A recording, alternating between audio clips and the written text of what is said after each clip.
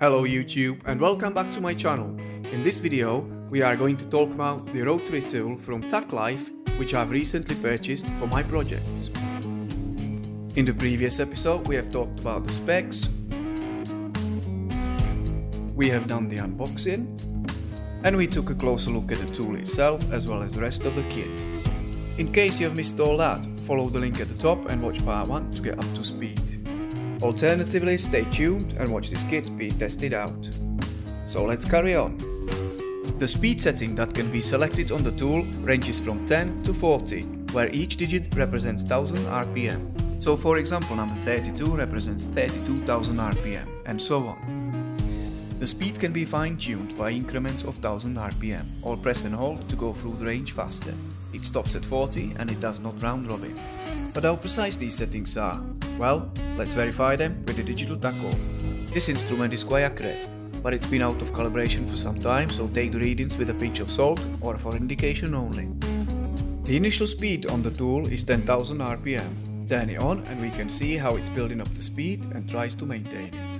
The tacho indicates speed fairly close to 10,000 RPM. Well done, Tacklife. So let's set this to 20,000 RPM.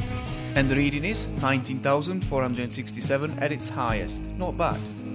Moving on to 30,000 and we're starting to be a bit short, 27,250 RPM measured.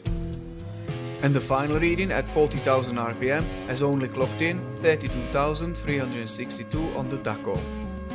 So not quite 40,000 as manufacturer states, but for the money I've paid, I'm not going to complain. So how does it perform in real life using the provided accessories? First up is a cutting disc on a steel screw. The initial speed is set to 30,000 RPM, but let's go a little bit faster. Yeah, that goes through quite nicely, and fairly clean cut as well. But what about softer material, such as brass? For sure, at low speeds and with a flexible shaft, I've used this to carve out straight lines when making my branding logo. Next, I'll try a diamond coated cutting disc on a bathroom tile. And that seems to be working quite well too. What about a pair of thin snips in desperate need of a cleanup? Sounds like a job for a steel brush. At 25,000 doesn't seem to be doing much. Moving on to 30 then, which is much better. But hang on a minute, the brush has completely disintegrated. That's not good. Chuck it in a bin. Let's tackle this coin with the polishing wheel next. 25,000 revs should do. The handle attachment works great for this application, and the polishing wheel works quite nicely.